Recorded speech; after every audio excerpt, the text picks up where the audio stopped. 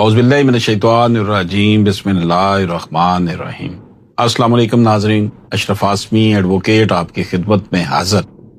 ناظرین کرام، Lahore high court کی ایک ججمنٹ ہے جس میں رینٹ کے حوالے سے بات کی گئی ہے، رینٹ کا کیس ہے۔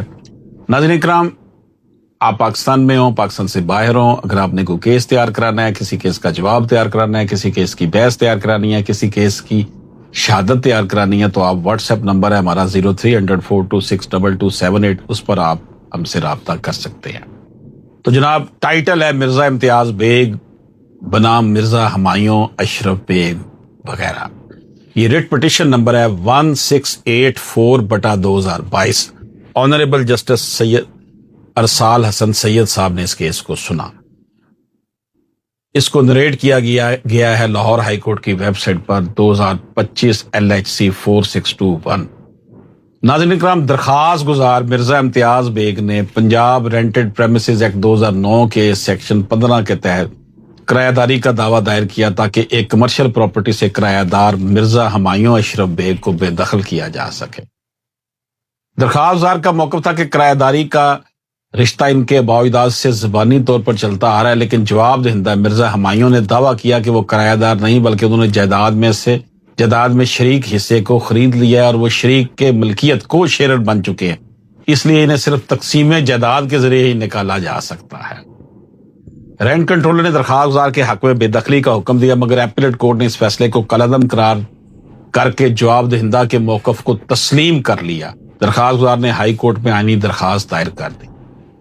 ناظرین کرام، عدالت کے سامنے جو اہم کویسچن تھے اس کو ہم ڈسکس کرتے ہیں۔ کرایہ دار اگر شریک کے ملکیت بن جائے تو اس کا سٹیٹس کیا ہوگا؟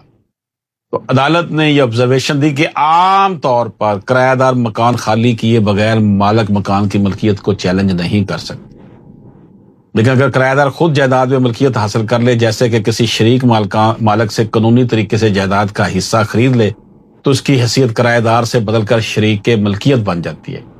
ایسے میں اسے کرایہ داری قوانین کے تحت نہیں نکالا جا سکتا، بلکہ اس کے خلاف صرف تقسیم جائیداد کا دعویٰ دائر کیا جا سکتا ہے۔ اس حوالے سے عدالت نے سپریم کورٹ کے فیصلوں کا حوالہ دیا۔ صنوبر سلطان ورسز عبید اللہ خان PhD 2009 SC 71، عبد الظہیر ورسز جعفر خان 2010 SMER 189۔ ان دونوں فیصلوں میں واضح کیا گیا کہ اگر کرایہ دار ملکیت حاصل کر لے تو وہ کرایہ داری کے دائرے سے نکل جاتا ہے۔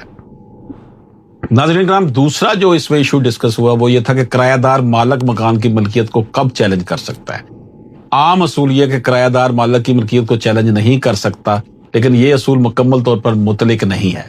سپریم کورٹ کا اہم فیصلہ ہے سید اظہار الحسن رضوی ورسز میاں عبد الرحمان 1992 SCMR 1352 کا ریفرنس ہے، جس میں کہا گیا کہ کرایہ دار یہ موقف اختیار کر سکتا ہے کہ جس وقت کرایہ داری شروع ہوئی تھی اس وقت تو مالک مکان کی ملکیت تھی، لیکن بعد میں اس کی ملکیت ختم ہو گئی۔ اس اصول کو ڈاکٹرائن آف اسٹاپل کے تحت محدود نہیں کیا گیا بلکہ اس میں لچک رکھی گئی ہے۔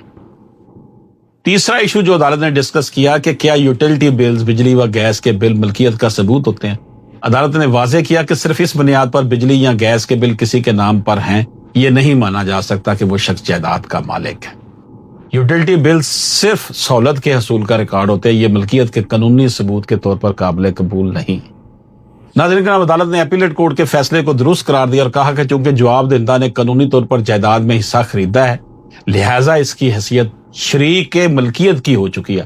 اب اسے کرایہ داری قانون کے تحت نہیں نکالا جا سکتا، بلکہ اگر درخواست دار چاہے تو سول کورٹ میں تقسیم جائیداد کا دعویٰ دائر کرے۔ اجازت دیجیے، اللہ حافظ۔